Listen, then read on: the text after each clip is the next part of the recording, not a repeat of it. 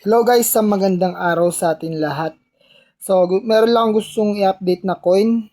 So, sa mga hindi pa nakakaalam, alam kong familiar kayo dito sa coin na to. This is commemorative 10 peso coin.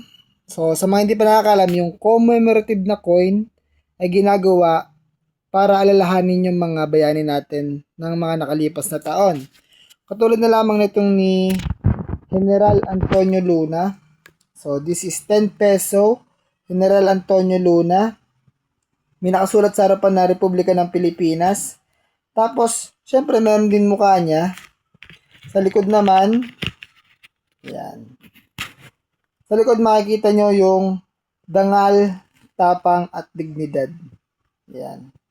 Tapos nakasakay si General Luna sa kabayo at may nakalagay na digmaan laban sa mga Estados Unidos. Yan. Ito yung coin na yan.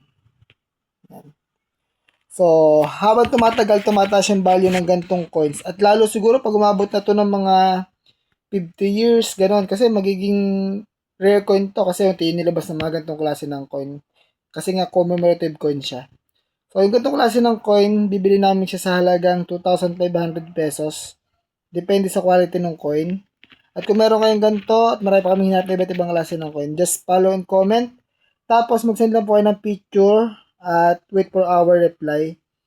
Pupuntahan po namin kayo at pwede rin tayo mag-meet up sa half place kung saan tayo mag-meet up.